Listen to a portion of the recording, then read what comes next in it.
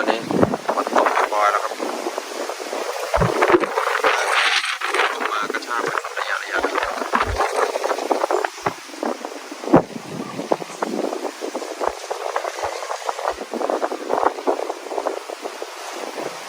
ยอดกล้วยครับผมแรงมากฟังเสียงลมก็รู้นะครับว่าแรงจริงๆครับ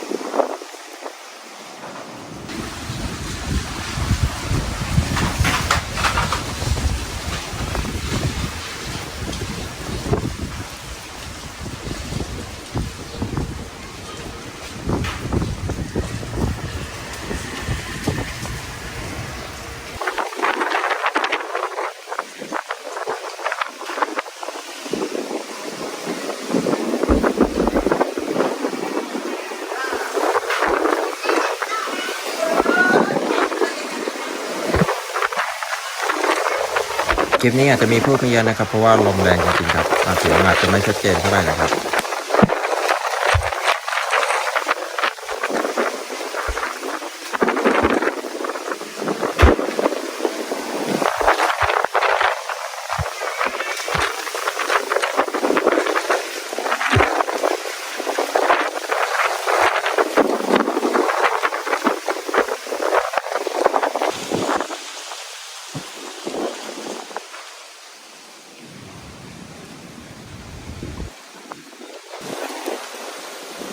มาดูหลังบ้านมันครับโอ้โหเมฆมาดำทะมึนมากเลยครับ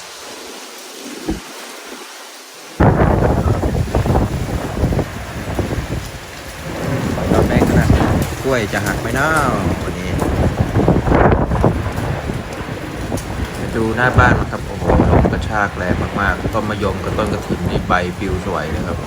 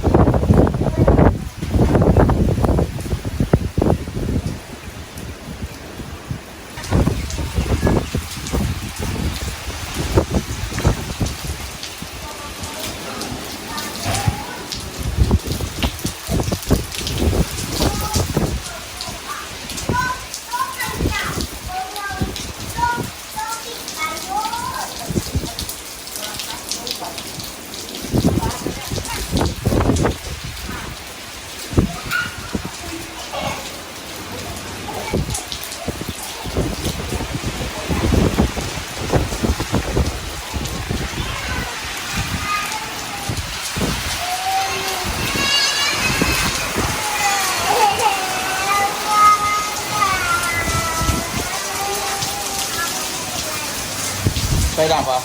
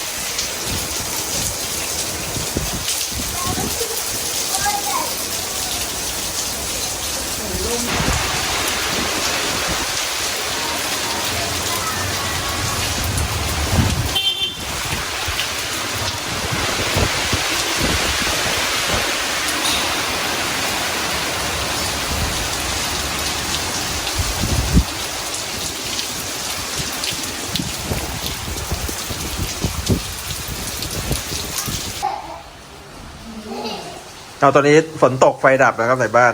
ดูเขาอยู่กันมืดๆเด็กๆพี่เพียนอ่านไฟดับ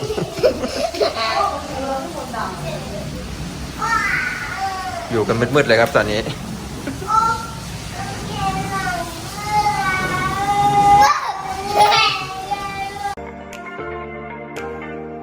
อย่าลืมกด Subscribe